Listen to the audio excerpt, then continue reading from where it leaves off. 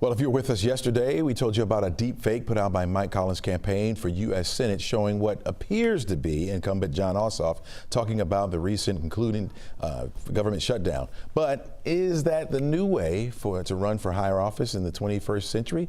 Let's open this Pandora's box a little more with friend of the show, Andra Gillespie, political science expert at Emory University. Welcome back to the show. Thanks for having me. All right. Do you think this is a new way of crossing the line here in Georgia politics, or simply accelerating a trend that we're already headed toward? This is certainly a new way of crossing the line. And so when we're thinking about the use of AI in political campaigns, when we're thinking about the ethics of AI in political campaigns, it's like building the plane while you're flying it.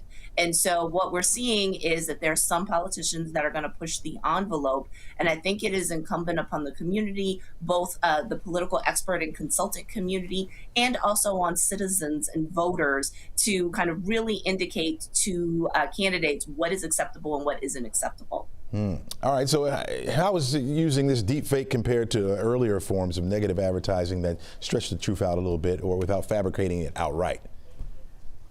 Yeah, so, and thinking about this, I actually thought about an ad which I would never endorse because it had racist undertones to it. But that conveyed the same point without actually creating a facsimile of a person saying things in real life that could actually be used to mislead. So I'm going to go back to the Senate race in Tennessee in 2006. There was an ad that came out in October of that year that featured a montage of people saying very sarcastic things about Democratic nominee Harold Ford, right? The racist part of it was that they included a white woman in there, and so they were alluding to interracial relationships in a way that was pejorative. But it conveyed everything that Mike Collins was trying to do in that Jon Ossoff ad in a humorous way that was effective, in addition to the racism that made it effective as well, right? Without actually sort of creating an image of without creating an image of Harold Ford actually saying these things. I think what's very dangerous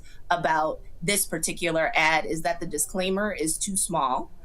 So when news organizations use AI generated images, they usually put a banner on the top that you can see. So the idea that it's in really small print at the bottom is problematic. And then this is something that people could believe Jon Ossoff actually said. Right. It's one thing for Mike Collins to say that, Jon Ossoff is out of touch and is voting against your interests. But there's a way that you can say that without actually making it look like he said things that he didn't, in fact, not say. And so you talked about those stereotypes, weaponize them. You think AI will make that much easier? Much, much easier. Right. And it's not just that the campaigns can do it. There are also unscrupulous individuals out there who will do this as well. And this has the potential to seep into the narrative, seep into the mindset of some people and inform their decision making if they're not being careful consumers. The other thing that I worry about is when people create deep fake images, then, they don't create them, but you'll see candidates in their campaigns then kind of disseminating them themselves. So kind of sending them out again, reposting them.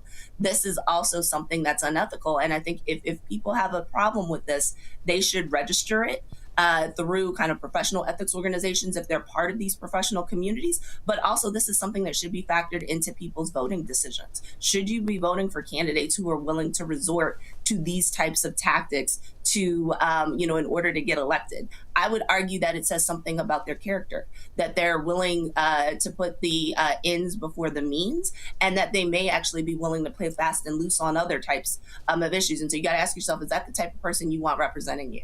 All right, we got less than a minute here. I want to ask you this last question here. Do you foresee this being or getting to the point where voters feel like every video out there or every audio piece that they hear when it comes to a campaign is manipulated? Well, I mean, it actually has the potential to end up breeding cynicism and further distrust, even amongst people who could possibly be on your side.